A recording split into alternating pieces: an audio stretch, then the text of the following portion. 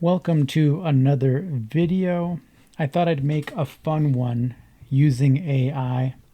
Yeah, I'm already a black belt. I've been a black belt for 1 year. I've been training for over 8 years. But I thought it would be fun to use AI to relearn because I'm learning how to teach jiu-jitsu. Why not just go through the whole cycle? And this is one of those videos that I'm going to make. So I'm going to use perplexity. What are the 5 best moves to learn as a beginner in Brazilian Jiu Jitsu?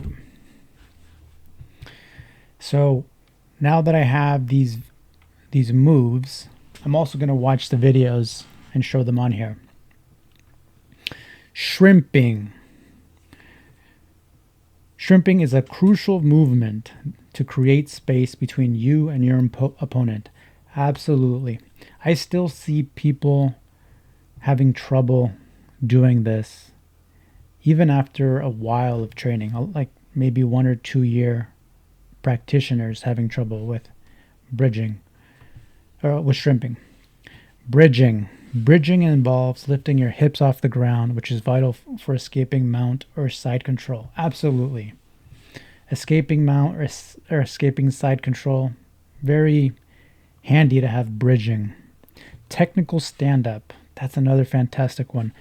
You know, you really appreciate these the more you do jiu-jitsu. They seem so simple and we take them for granted. Technical stand-up teaches you how to safely return to a standing position from the ground while maintaining a strong base. I love that. Armbar seems basic, but not so basic, and a rear naked choke. So now I'm going to try to watch a video for each of these.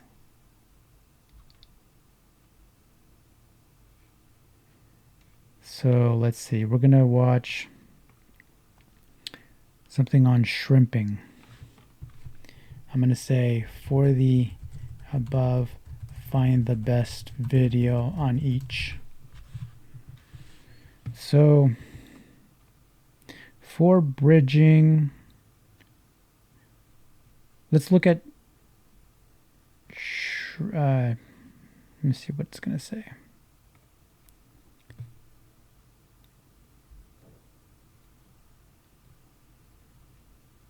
These are mostly on bridging. Not specifically covered. Okay, fine. So let's try that.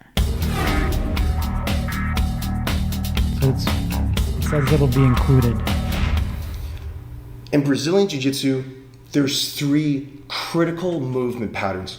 The first, shrimping. We covered that already. It's me creating mobility. When I'm on my back, I'm moving my hip. I'm trying to create distance and changing the angle between myself and my opponent, training partner, my attacker. The next is rolling. That's me just rolling up over my shoulder or rolling forward over my shoulder. Let's do bridging. Bridging is the 3rd important movement pattern for Jiu-Jitsu. Bridging, much like the name, I'm creating a bridge with my body. My feet are close to my hips. I'm on my toes. My heels are on the ground. I'm on my toes here. That way I get a deep follow through as I'm bridging up. Note how if my feet are far away, I'm on my ankles. Look how high my hips go. This is wrong. I want my hips to go as high as possible. So I'm bringing my feet as close to my hips as possible, and then I'm going to bridge over my shoulder. The follow through is born with my eyes. Meaning that as I bridge, I'm bringing my hip. So they covered shrimping and bridging, but I don't think that was the best explanation. Let me see if there's another one.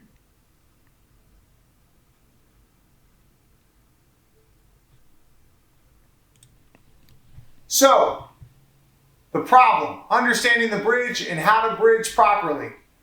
Vincent's going to show you the typical bridge that you're going to see, that you're going to learn.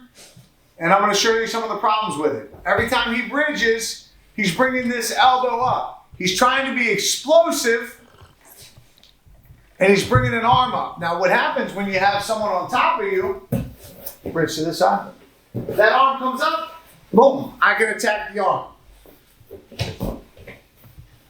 Yes, it's explosive, but the arm becomes available for me to attack.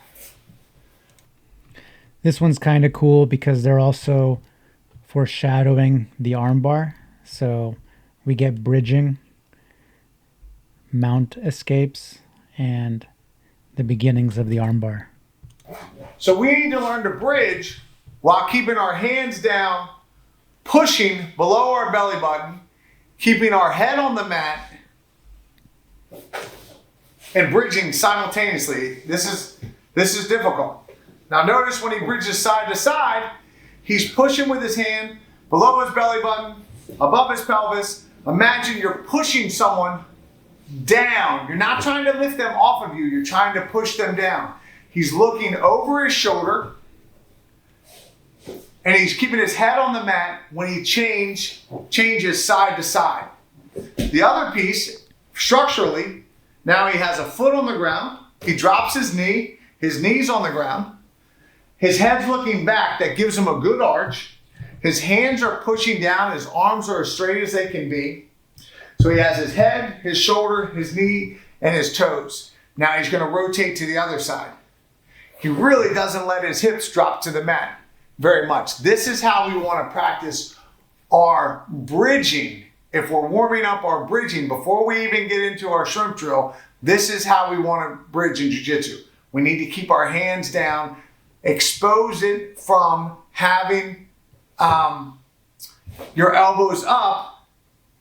Stop trying to push out. We want to push down, and we're going to isolate the hips, and we're going to get into that a little bit later. But again, back on the bridge, hands pushed down, looks over the shoulder, drops the knee to the shoulder to the head. There's a lot of balance. There's a lot of structure here. This is what we're going to do. He kept saying putting your hands and pushing on the hips, but I always found it useful to make a little bit of a frame and then put your hands together however you want, but pushing on their hips. Putting the hands out, you're going to get more push, but then you're using your muscles, and then that may not be the best way, but a frame is pretty solid since it's the bone.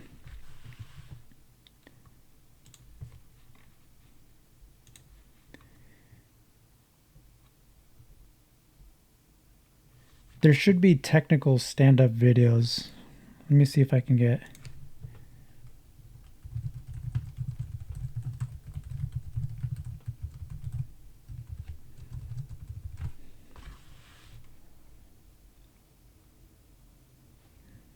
We're going to do technical stand-up. Once Stefan has me pinned down, I want to try and stand up, but I can't just stand up. I need to go and disallow Stefan from pinning me down, and note how I need to have a frame. I need to go and push my hand into his shoulder. Note how my hand is then bolstered by my elbow and eventually onto my hand. As Stefan drives into me, note how there's an equal and opposite frame into the floor. I'm then going to stand up. My foot replaces my hand, and then we're ready to fight again. Done quickly. Frame, post again, post with my foot, and we're up. Pretty good. Pretty good. Very basic, but notice how he's using frames to make space, free his legs, and stand up. I do that all the time. Anytime someone is higher than me and I don't want to be on bottom, technical stand-up is the solution. So the other two moves that AI recommends for us to cover is an armbar and the rear naked choke. So this video seems to cover. Welcome back to the channel. If you have just started training jiu-jitsu, or maybe you've been doing it for a little bit, you've gotten some positions down, you've worked on some sweeps, but you're having trouble getting off any submissions and finishing your matches, then this video is for you, because today we're going to be going over the first 10 submissions that you should learn. The submissions that we're going to be going over today are both high percentage, and also they don't require a whole lot of skill and coordination in order to learn. With a modest amount of practice, even a complete beginner should start seeing some success with these submissions. And since everybody is going to have their own style and pick up on different submissions easier than others, I will be going over 10 submissions, so hopefully you'll be able to pick up 3 that you'll be able to start working and hitting in class. So if you guys are ready, put on your thinking caps and let's get right into this.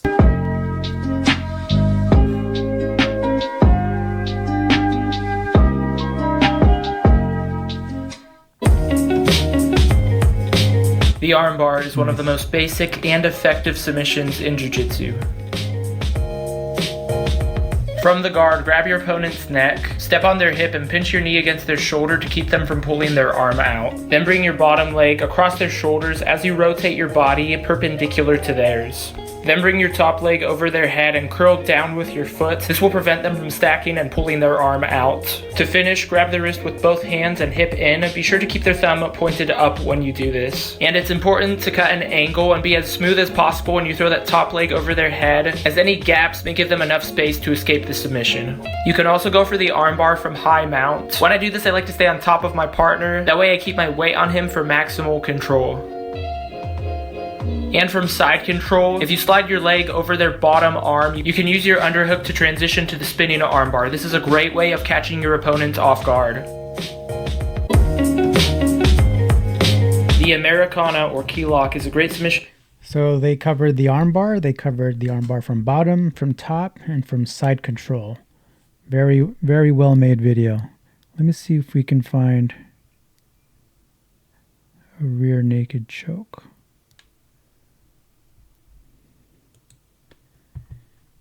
Behind their neck. To finish, bring your free arm behind your partner's neck in a figure 4 position and squeeze everything together. When you go for this, do not lift.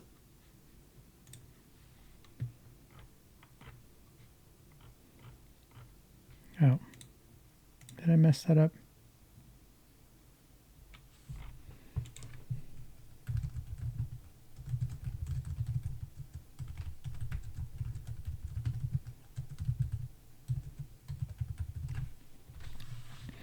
Rear naked choke. Ooh, Boss Rutan.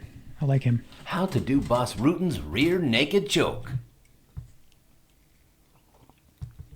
Hello and welcome to Video Jog. My name is Boss Rutan. Boom, a headbutt. Bang, the right elbow. Maybe you know me.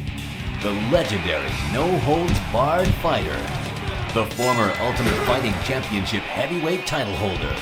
You don't want to fight Boss Rutan, but you can fight like him. I'm going to teach you a lesson in mixed martial arts. Pay attention. The rear naked choke, in Brazil they would say mata-leão, that means kill the lion. Apparently, the only way to kill a lion is to choke him from the back. I was to just use a gun, and that would work too. But hey, if you don't have a gun, maybe you gotta do this. Let's break this thing down in steps. Step 1, thin and this. All right, now, we gotta slide a choke in. It's very important that you go underneath his jaw. Make your hand as thin as possible and you start sliding here. Don't try this, no. Put it here. Step 2, slide all the way through. And once it's here, step 3 is gonna be grab your biceps from the other hand, and this hand is gonna push his head forward. 2 reasons.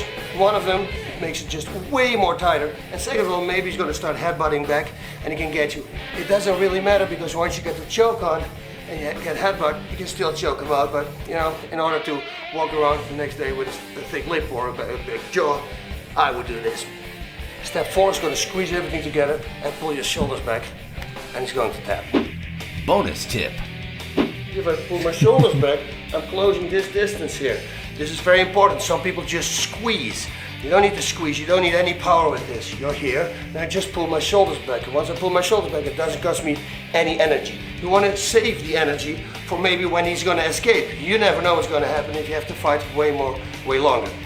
Okay? This is the rear naked choke. This is a blood choke, as they call it. That means I'm cutting off this artery and this artery, going to the brain. In the back, you got 2 of them too. You got everything off And once you squeeze everything together, you flex your bicep, whoop, he's gonna tap. Because it's gonna stop the Simulated blood murder. circulation to his brain, so he will pass out. All right, so I think that's a good introduction to the 5 best moves in jiu-jitsu according to AI. So that we covered shrimping, bridging, technical stand-up, armbar, and the rear naked choke. I think the next video I will be doing is AI teaches leg locks, and then I'm going to cover the leg locks. I think that would be kind of fun. If you agree or you want to see something else, let me know in the comments, and we will go from there. Take care. Cheers.